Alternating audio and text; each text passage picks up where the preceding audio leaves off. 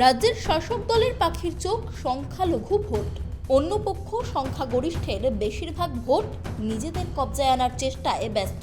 পশ্চিমবঙ্গের বর্তমান রাজনীতির ময়দানে ঠিক এমনটাই ঘটে চলেছে বলে মত রাজনৈতিক মহলের একাংশের। রাজ্যের প্রধান বিরোধী দল বিজেপির অভিযোগ, রাজ্যের শাসক দল মুসলিম তোষণে ব্যস্ত।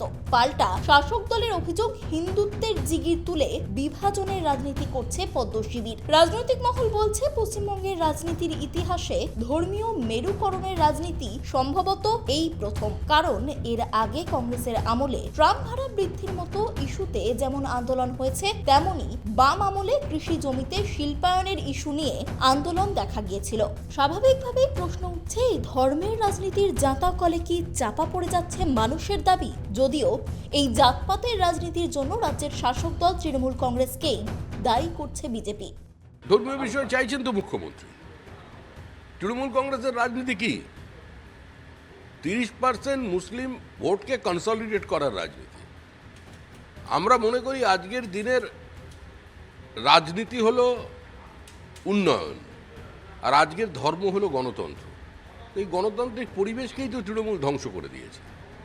তৃণমূল উন্নয়নের কথা কি বলবে? মুখ্যমন্ত্রী বলেছেন তো যা কাজ করার করে ফেলেছি, আর উন্নয়ন করবার মতো কোনো পয়সা নেই। বিজেপি ধর্মীয় মেরুকরণের রাজনীতির জন্য রাজ্যের শাসক দল তৃণমূল কংগ্রেসকে দায়ী করলেও ঘাসফুল শিবিরের পাল্টা দাবি, রাজ্যে হিন্দুত্বের রাজনীতির জিগির তুলেছে বিজেপি।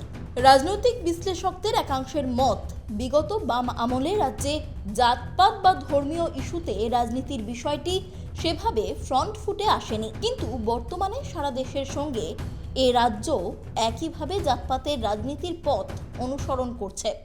সুদীর্ঘ কাল ধরে আমরা 35 বছরের যে বাম শাসন দেখেছি, সেখানে তাদের একটা বিকল্প মতাদর্শ এবং শ্রেণী চরিত্র যেটা বলা হয়, ক্লাস অ্যাপ্রোচ দিয়ে সব কিছু দেখার একটা প্রবণতা ছিল।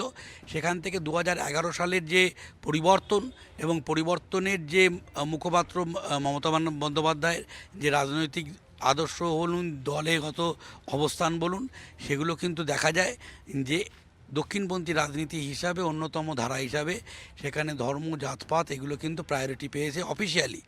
যেখানে বাম শাসনের 35 বছরের ক্ষেত্রে অফিসিয়ালি সেগুলো আমরা কিন্তু প্রকাশ্যভাবে সেটা আমরা দেখতে পাইনি, কিন্তু এখানে সরকারিভাবে সেগুলো দেখা যাচ্ছে। সুতরাং মনে হয় এখানে আত্মপরিচিতির রাজনীতি বিভিন্ন ক্ষেত্রে জাতপাত ধরেই আগামী একই জিনিস আসবে। 26-এর রাজনীতি মূলত হচ্ছে ধর্ম, জাতপাত কেন্দ্রে আত্মপরিচিতির রাজনীতি এখানে স্ট্রং ফ্যাক্টর হিসাবে দেখা দেবে। এই কঠোর বাস্তবতাকে মেনে নিতে হবে। যেভাবে আমরা উত্তরপ্রদেশ এবং বিহারের ক্ষেত্রে বিচার বিশ্লেষণ করে থাকি, পশ্চিমবঙ্গ তার সঙ্গে একাকার হয়ে গেল বলে আমার বিশ্বাস। তবে প্রশ্ন, এর ফলে কি কর্মসংস্থান, খাদ্য সুরক্ষার মতো সাধারণ মানুষের দৈনন্দিন জীবনের গুরুত্বপূর্ণ বিষয়গুলি চাপা পড়ে যাবে, হারিয়ে যাবে সাধারণ মানুষের দাবির কণ্ঠস্বর? ক্যামেরায় স্বপন রায়ের সঙ্গে ত্রয়ন চক্রবর্তীর রিপোর্ট, ট্রাইব টিভি বাংলা।